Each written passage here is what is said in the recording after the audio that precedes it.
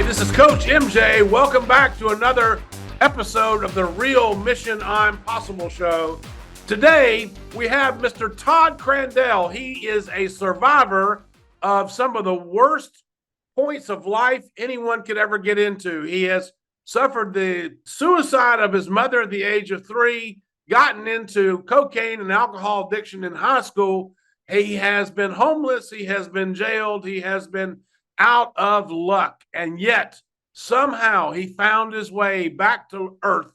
He found a way up the ladder, and he is now setting examples for millions of people who were following him by doing his Ironman programs. And he's not done 1, and he hasn't done 5, and he hasn't done 55. He's done over 100, and this guy is just unstoppable. So I want to just be grateful that we get a chance to meet Todd Crandell today. Thank you so much, Todd, for coming on. I'm excited. This is very cool doing it from my lovely basement here in Maumee, Ohio, but ready to go. So first of all, I just got to compliment you on the color of that bike, because that's pretty nice. I'm pretty afraid to get on a bike because, people might not see me and whatever, but you can see that from space, it looks like. Yeah. When I'm out doing Ironmans wherever in the world, if I'm riding that one, yep, you can be seen. I've got a bright orange one, black, white, kind of matches whatever the scenery is, let's say, right? But you know what? Let's start with that. The bikes I ride, the house I live in, being able to do this with you, this is all because I made one choice to stop using drugs or alcohol back in 1993. And from that one choice, I put a lot of effort into being able to do what I'm fortunate enough to do today with my story and my program, Racing for Recovery. And it's great. I'm very thankful for my life. Well, we've done a little bit of background check on you just to kind of do some pre-show research, and you've written some books. You've had some documentaries done about you. I've watched them myself. Totally a big fan now, Todd, I have to say. But tell us, back in 93, when you got off the bus, tell us what it was like before you got off the bus. What was your life like? That's great. I've never heard it put like that. I'm going to have to steal that from you. That was good. Prior to that, it was 13 years of misery. And when the drug addiction, let's just say this, I did it all of whatever was there and any amount I could do. I think that pretty much sums it up. And if there's specific questions, sure, I'll answer them. But my life now is about focusing what happened when I got off of that proverbial bus, as you described. I got my 3rd drunk driving charge. I blew a .36, I believe, at noon. I think it was like a Tuesday or something.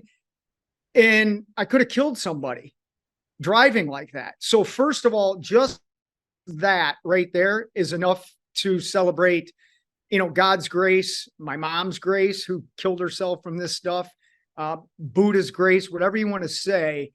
I got a wake up call, and I heard it. I answered that call and I stopped. My life was in complete shambles at that point, as one can attest. However, my mindset was, that's over. I got a lot of cleaning up to do, and I know I'm going to do something in my life. I had no idea what it was. I didn't even know if I cared what it was at that moment. I just knew I was going to do something other than drugs and suicidal thoughts and all that stuff that I had done for 13 years. Greatest day of my life. Because it gave me. And we're going to get into what you did and what you're doing now, but just for the benefit of folks out there who might be listening to this as a podcast or just watching this on our YouTube TV channel and saying, I wish he'd met my brother Harry or, my cousin Linda, because they're still in it. These chemicals, whether, you call it having a drink, are poison. And the other drugs, which seemed like fun at the time. We were all teenagers, so we know what, the word recreational means, but they have a very powerful way to take over a person's personality, the persona, their motivation, and bring them down the world of illusion. And basically, that's how people get lost. Is it right? You hit some key points right there. Let's talk about that. You use the word recreation. For some people, they can recreationally use this stuff. For me, that word never existed. Never. The first time I tried alcohol, I was 13. I took a couple sips of beer. I didn't get drunk, but something switched in me. And when I talk about that switch, there's a genetic predisposition to alcohol and drug addiction, to suicide, which not only did my mom kill herself, my uncle killed himself, my aunt killed herself, and I've battled with suicidal ideation basically my entire life. Those are not, I never look for excuses. They're reasons to explain potential behaviors. So the suicide of my mom left an emotional void in me that as a young kid, I couldn't understand intellectually, but I felt it emotionally. So here's the difference between a recreational person and someone who has the genetic predisposition factor like I do. A normal person can have some trauma in their life and they can have a couple of drinks and they can stop. For me, I never knew what that was like. So for example, the second time I ever drank, I drank an entire bottle of Jack Daniels and took speed along with it. So you can see, how quickly that genetic predisposition ignited. And for the next 13 years, I want to say two things, and hopefully somebody who's struggling with this or their families can understand this. For the next 13 years, I didn't have any fun. Addiction was not fun for me. It was a way to self-destruct because I didn't want to be here. The second thing I want to say is I never had one or two of anything during those years. It was full on. So back to somebody that would go to a bar and have a couple of drinks, I may start doing that, but I'm going to end up in Georgia a couple of days later and not know what happened. And that literally happened to me on one occasion. So there's a difference between recreation and addiction. And I don't ever want a family member who has a loved one going through this saying, oh, it's recreation, they're going to grow out of it. It may kill them. And I need people to understand you're playing with Russian roulette a lot of times with this.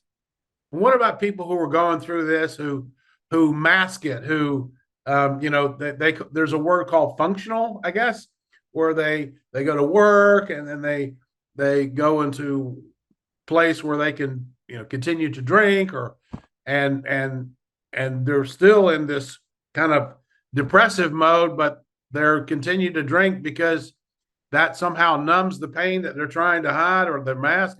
I personally don't understand it. I'm not an expert on it, but I do know people who, again, have not made it across. Well, another good point you're bringing up. I'm a licensed professional clinical counselor, and I have a master's degree in this. So I can diagnose co-occurring disorders. I can't write medications. And even if I could, I don't know if I'd entirely do that. But you're talking about, again, a word that's cliche a lot, a functioning alcoholic. And I like to say, well, you're getting by, you're muttering through, but you're not really functioning. It's more of like, how good could you be if you weren't doing this? And then we have to get back to why is a person choosing to sit in that bar and try to function? And usually in my line of work, they're coping with unresolved trauma, or they're coping with emotional disturbances that they don't know how to handle properly. Hence the food addiction, the drug addiction, the sex addiction, the whatever addiction. People are hurting out there. I encounter it every day, and they don't know how to understand the impact of that hurt. And unfortunately, they're not getting clinical, educated, and licensed assistance to help them cope with that effectively. And that's what I do as a clinician, and that's what my program Racing for Recovery is all about. Wow. Well, I'll tell you what, that's really good information. And we're going to turn the page now because, the trampoline that you stepped onto, once you got off the bus, it's just incredible. And you've been jumping ever since. Let's go ahead and unpack that bag. Well, let's do this. You mentioned turn the page, so we got to talk about Bob Seger for a minute. I mean, come on. Listen, my man, Bob Seger and the Silver Bullet Band. I've seen Bob with my parents a few times over the years, and it's been an experience, but good song. And I love Bob Seger. Anyway, let's talk about music, because music and sports have always been a part of my life, even during addiction. So when I got off of that bus, I love how you brought that up. I immediately jumped into the things that helped me as a kid. They helped me cope with a lot of emotions as a kid. They got me by during some very dark moments in addiction. So on my first day of sobriety, I was doing push-ups, drinking my grandma's smoothies, and listening to music. And those are staples still to this day that I utilized. I knew I needed to take care of myself physically that would enhance my emotional, intellectual, and spiritual journey. And again, part of Racing for Recovery is to help people live a balanced, holistic lifestyle. So I jumped off of that bus, immediately got into physical activity. And obviously that's carried over into my Ironman triathlon career as well. Yeah, I mean, you mentioned Ironman. When I see the number of Ironmans that you've done, can we just break it down? Can we talk about one Ironman? What does it take for you, or what did it take for you to first of all go, what? This is an incredible. No, I've never done this. No, I can't do this. What did you go through? The power of the mind is a beautiful thing. And when the power of the mind is used to self-destruct the way I did, it's a devastating thing. But for me, when I took that same tenacity that I used to destroying myself and I put it into bettering myself, that's when things switched. So I was a former hockey player as a kid. And when I got sober in 93, I had a couple of my buddies who were like, hey, why don't you pick up your hockey career again? And I managed to make it to the semi-pro level. And I thought, okay, I could have done something with this, but let's move on to the next physical and adventure, if you will. And I had to go back to seeing the Ironman Hawaii back during my drug days. I saw it on television and doing a bunch of drugs or whatever. And I said to the guy I was sitting with, I'm like, hey man, I'm going to do that someday. And he's just like, are you crazy? Look at yourself. So that was the seed that was planted. Nice. Stepmom was an avid marathoner and had done a couple of triathlons. So I always admired her. So in 1999, about 6 years into my sobriety, I signed up for Ironman Florida down in Panama City. Didn't know how to swim, didn't own a bike, and I hated to run. But I'm like, I'm doing it. I'm doing it. Let's bring it up, man. Let's do it. I'm all in. That's it. And that's my mentality with anything I do, with education or family, whatever. It's like, if I'm doing it, I'm doing all of it. And I remember saying to my dad, hey, I just signed up for the Ironman. And he goes, you don't even know how to swim. And I was like, I'll figure it out. And I did. And I've done, 109 of them now. So it seems to be working, I guess, I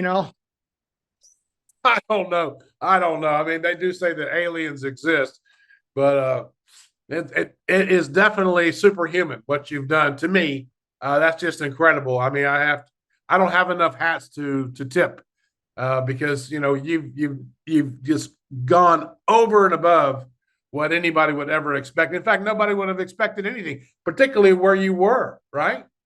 Yeah. That buddy sitting next to you. Yeah, sure. Look at you. You're going to do Ironman. And you know what? And I remember that. I do.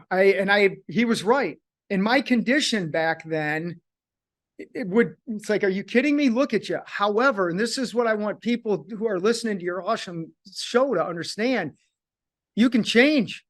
The power of the mind, it starts with one thought. And for me, it was, I'm going to quit doing drugs. That was it.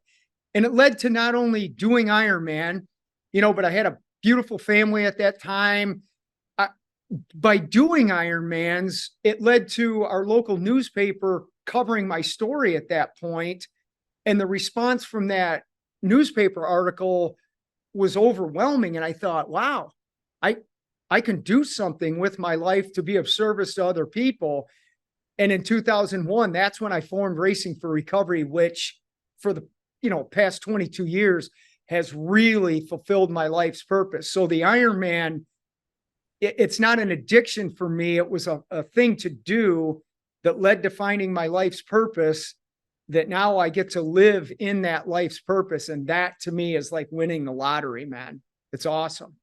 And are you as the founder of this foundation, are you living off of the sponsorships, and are they providing a livelihood for you? Is this work supporting your family?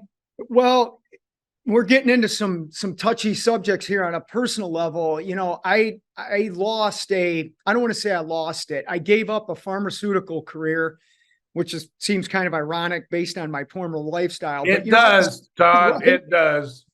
You know, but I was selling a drug for external genital warts, so there's no problem getting addicted to that, right? Hope not.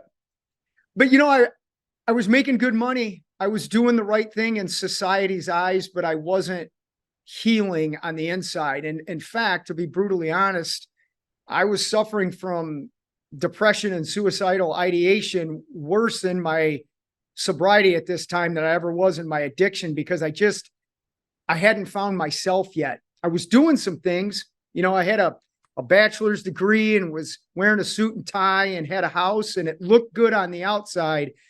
But on the inside, there was a lot of work to do. So forming Racing for Recovery in my closet, you know, for 15 years, I ran this thing as a nonprofit, which it is. We didn't have sponsors. I was just trying to do some good. Just right there ringing the bell. Right. It's like, it's not about money for me. It's about doing my life's purpose. And it took a lot of work to get here. A lot of work. It was 15 years of grinding, but it paid off, because in 2016, we really started doing the business side of drug and alcohol services. And that was having the ability to, you know, bill insurances and have a facility and have hired clinicians and turn my dreams and my concepts into a full-on business. So it's been really running well for the past 7 years, and I'm thankful for that. We have 20 people working for us, and things are good. Wow. Well, it's not just good for you, it's good for the rest of the world, because here you are. I mean, who would be a better ambassador of on the bus, off the bus than you? Well, I'm an example of what can be done in sobriety. And I'm also an example of when you could admit where you're hurting and know you need some help and continue to work on self.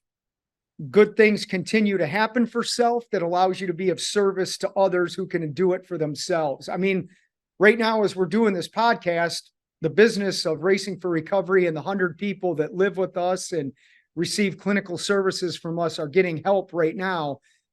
That's an example of success to me. It's not about money. It's about being able to do what I need to be doing, including sharing this story with you that maybe somebody can benefit from. And are you right now, you have a facility where you have people who are suffering from alcohol or drug abuse coming in for rehab or whatever you would call it, treatment? Or correct. We have we use a local residence that it's like I want to say a mini hotel, if you will, or like a condominium, like where businessmen stay on travel. Yeah, we house up to about 100 people on a regular basis, and then they come across the street to the Racing for Recovery building for clinical licensed educational services to help them better themselves. So Racing for Recovery is all about including families into treatment. We're the first program to ever do that in a support group meeting format. And then we broadcast it live on a live stream support group meeting globally for people. But we are doing, again, clinical services to help people heal from their trauma and then implement a balanced lifestyle that they enjoy living in. Not that they're just not drinking, but they enjoy not drinking and they enjoy the life that they had. And that's powerful.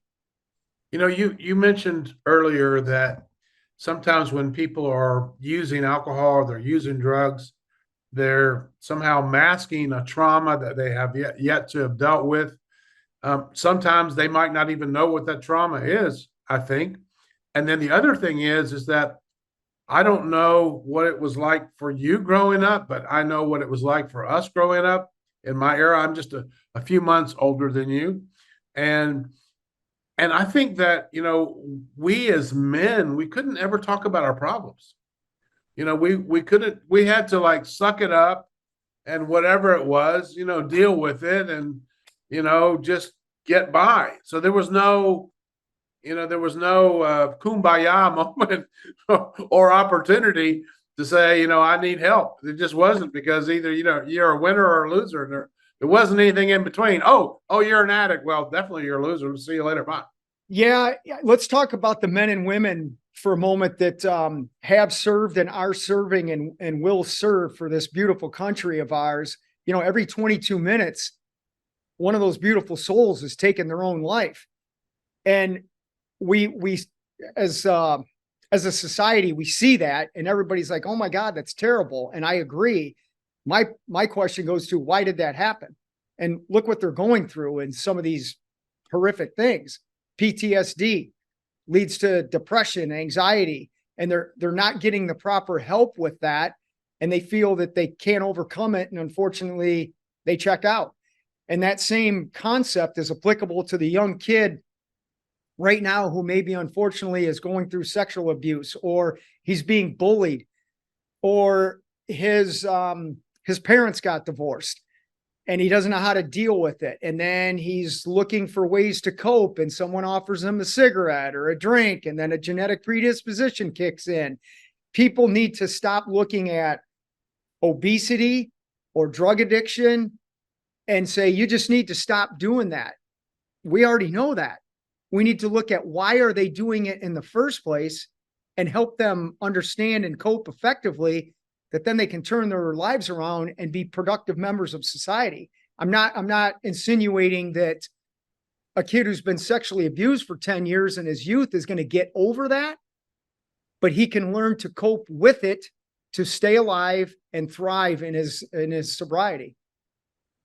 And I just go back to this moment, this crystallizing moment you had in 1993, where you just stopped one day, drank smoothies, did push-ups, and were on your way to a new and better life. What came together? What forces of nature brought you to that point, Todd? Well, for me, all of this really goes back to my mom killing herself. If that didn't happen, I wouldn't have felt what I did. I wouldn't have done what I did to try and cope with how I felt. And gratefully, it wouldn't have led to me drinking and driving that day and getting a flat tire, pulling my car into an oil change facility and walking into that facility and urinating all over the floor during business. And here's the good side of that. Now, just picture that moment. Somebody just staggering into a place of business and urinating all over the floor. And here's some good and bad in this, because it's really resonating in the past couple of years. There was a kid working there who saw that. Fast forward about 10 years, I'm on a radio show in Detroit talking about this story and promoting my first book. That same kid who heard me or saw me, heard me on that radio show and called and got help at Racing for Recovery and is doing well today. On the other side, the guy that I was drinking with for a couple of days when I got arrested, he unfortunately overdosed from heroin as I was getting ready to do a speaking engagement at Michigan State a couple of years ago. And the guy that I was calling for help in that oil change facility, who actually came and picked me up and saw me get arrested, he unfortunately died from a drug addiction a couple of years ago as well. So it's so, I don't even know the word to describe it. It's not ironic. It's a powerful message from whoever you believe in of what can be done, and really looking at circumstances in our life and understanding why they're happening and giving us an opportunity to utilize them effectively. That's how I can look back at that moment in my life and really see the significance of it. Powerful. Yeah. I mean, yeah, it is very powerful. And I just wanted to try to amplify that moment, because it basically, you decided, it was your decision to take a right, change direction. I am a 100% believer in the power of choice. I don't believe in being powerless over drugs and alcohol. I took the power back. I empowered myself. I made one choice to stop using drugs, and I've consistently made that choice to remain sober for over 3 decades. That's a choice. It's not a disease. It's not I'm helpless and powerless and all that stuff. It's I'm empowered. I'm out there doing it, and you can do it too. Yeah, I love the message, and you're a great example for doing that. Tell us more about what's in the works now. What's going on? What's in the future? You've got a new book coming out. You've got some other speaking engagements coming up. You've got the anniversary of your mother on the 23rd of September. If you're watching this after this episode, you'll know that you can probably look that up and check out and see how Todd did. Of course, he's going to ace it. But tell us a little bit, Todd. Go ahead.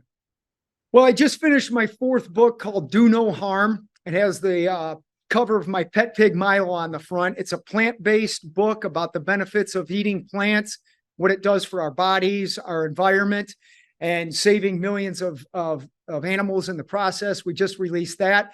When I finish my, it'll be my 111th Ironman in Jones Beach on the 54th anniversary of my mom's suicide, September 23rd. We're going to complete my coffee table picture book of the history of all the Ironmans I've done around the world with a description of some of the things I've learned in different cultures and so forth. And I'm just going to continue working as a clinician at Racing for Recovery. There's a feature film in the works. There's a documentary that's coming. There we go.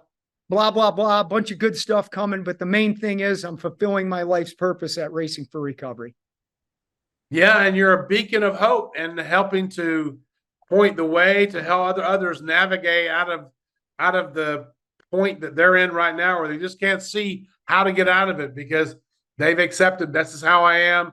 This is what happens. I've tried recovery before. It doesn't work for me. All of those statements and all those belief systems are out there, and people are taking ownership of those, and they can take ownership of your new mantra, which is with the mind, you can do anything. That's true. Let me use fruit as an example with respect to drug treatment or services. Great. We're kind of told when people suffer from addiction, you're told metaphorically, you have to eat bananas or you're never going to reap the benefits of fruit. And if you don't like bananas, you're never going to make it. And that's the end of it. That's just not true. Some people may not like bananas. Okay. They may try them. They may try them repeatedly and they just don't like bananas. How about a strawberry? How about a raspberry? How about a combination of all of them? So we can't say that there's only one way of doing sobriety. And that's in fact the title of my 2nd book. There's more than one way to get to Cleveland. If Cleveland is sobriety, there's a myriad of ways you can get there. And that's what Racing for Recovery is. We offer a concept that is applicable to an individual way of attaining it and sustaining it. So those of you who have tried the traditional ways of doing things with sobriety, i.e. eating bananas, and you don't necessarily like them, that's okay. Come to Racing for Recovery and get a strawberry and you'll be all right. How could anyone right now driving in their car, listen to this, how could they reach out and get in touch with you? Could you maybe just provide a website, just say it out loud so that they might be able to remember it? Is it racingforrecovery.com? It's racingforrecovery.org. And Okay. if they want to get a hold of me on any social media, I am the Sober Ultraman on Instagram. I'm on all the social media stuff, and so is Racing for Recovery. You're the Sober Ultraman? Sober Ultraman. I've done a couple. I love it. That's the name of a superhero named Todd Crandell. Yeah, life is good. That's the listen, point. You've got a great Def Leppard poster behind you. You got to be a good guy. You got good taste in music. How about the Motley Crue one next to it? Oh, yeah. But as long as they can drink smoothies, I'm all in. I've met those guys, both bands over the years, and they, the Def Leppard guys are into juicing and smoothies and stuff. And it's interesting to talk to these guys now in sobriety versus back in the day when none of us was that way, right? I went out to the Deepak Chopra Health in San Diego, years ago, and I was learning primordial meditation and doing a whole health thing for 3 days. And I found out that one of my favorite rock bands, I won't say their name, they had just been there the week before doing a heavy detox. And you know what? Health is wealth. Well, we're all learning that health is wealth.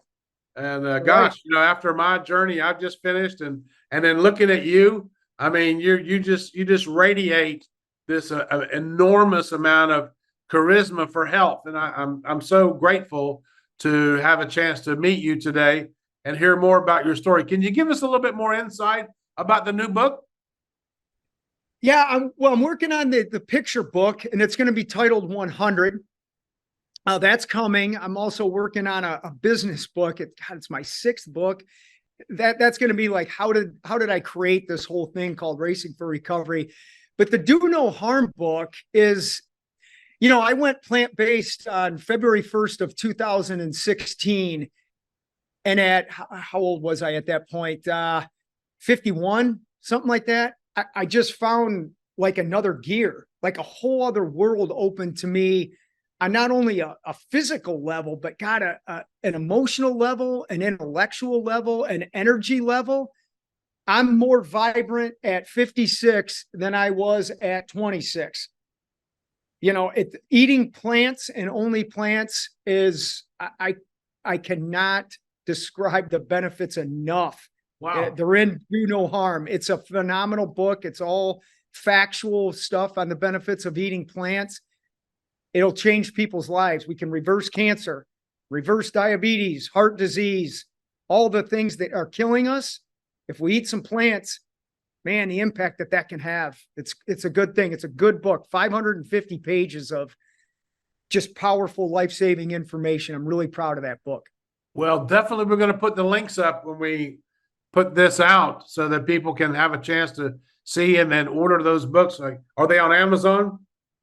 Yeah, I've written 4 of them. They're on Amazon. They're on racingforrecovery.org, and they're different than what a lot of people are going to think about recovery. And as a lot of things I've done in my life, I'm not the norm.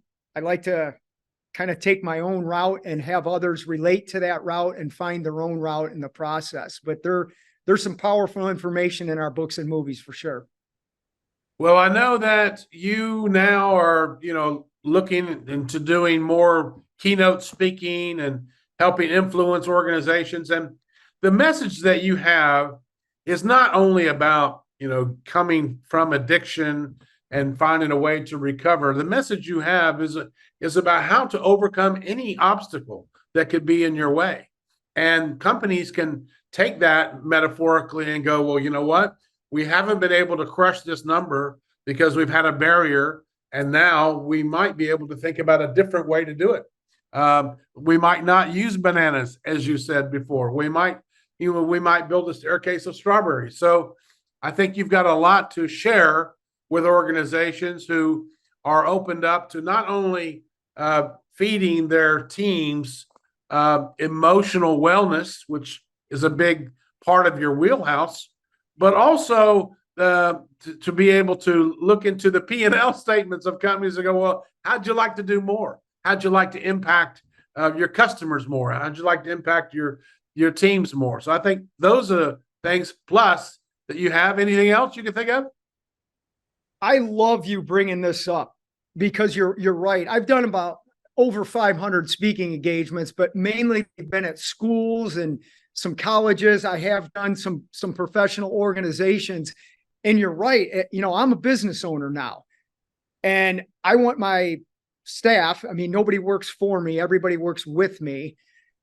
But if I'm running a business, I want to get the best out of the people that are helping me run that business to achieve our goal.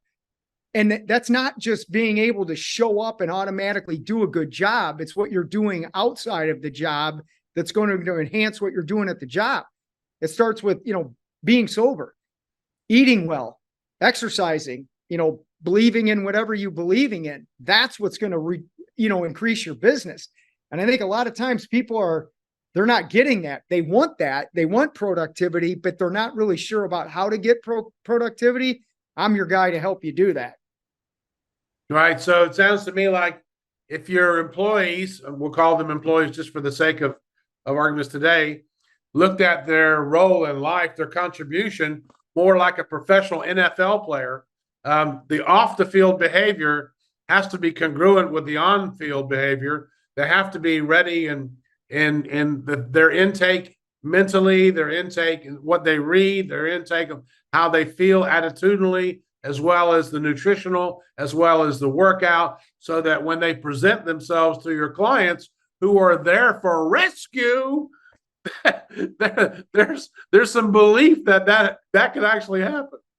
I'm not a huge football fan. Let's talk about Jerry Jones for a moment, right? He runs the Cowboys, obviously. Do you think he's going to let somebody put on a Cowboys jersey that hasn't prepared to put that jersey on? There's no way. Because if he puts a bad product out there, and let's be honest here, the Raiders are better than the Cowboys. I'm just saying, the fans aren't going to support it. So we have to start looking at things like this in life in general. Even if you're a parent, you want your kid to be the best. Well, are you feeding them a donut and an energy drink for breakfast and then expecting them to pay attention at school and get good grades? It's not going to happen. But we're not equating health with productivity. And as a speaker, that's what I bring to organizations. It's let me help you and your staff be their best, that you can do whatever you're doing to the best of your ability. That's what we're all here to do. Yeah. And just one final shot here as we wind up today. I'm so blessed to have had you as our guest. Todd, if someone is in their car, they're driving, I'm going to go back to this again. They have someone that they truly love. It could be a friend or a member of their family or somebody who they just can't reach them. They just, no matter what, they're just unable to reach them. They want them to seek some help, but the person has not had that eureka moment, that awakening. What could they possibly do? For a family member going through this, anything you are being asked to do by your loved one, I want you to take a moment and ask yourself a question. Is what I'm about to do for my loved one, is it helping them to continue their destructive behavior, or is it helping them to better themselves? For example, somebody calls and says, hey, I need $50. I'm really in a jam. Can you give me $50? Come on. Don't give them the money, because you know where it's going to go. If they call and they say, I just got arrested for my third DUI, like Todd did all those years ago, take me to rehab, please. I'm ready to go. I don't have a way to get there. I'll be there in 20 minutes to pick you up. That's the first thing, because so many family members are doing things that they think are helping and they're actually hurting. On our Racing for Recovery YouTube page, there's a lot of our podcasts on there where I interview families and success stories. Watch some of those. Learn what worked for the family. Learn what worked for their loved one that brought families together again. Do not give up hope, but start to learn what your role in their recovery is. And the main thing is, it's not to save them. Let them save themselves, that then you can assist them when they're bettering themselves. That's different.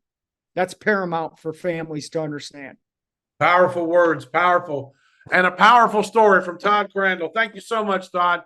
It's been a blessing having you on the show. We look forward to seeing you out in the field doing more Ironmans and inspiring more people and keeping it going with all the good power behind you there and the great attitude that you have. Thank you so much for coming on.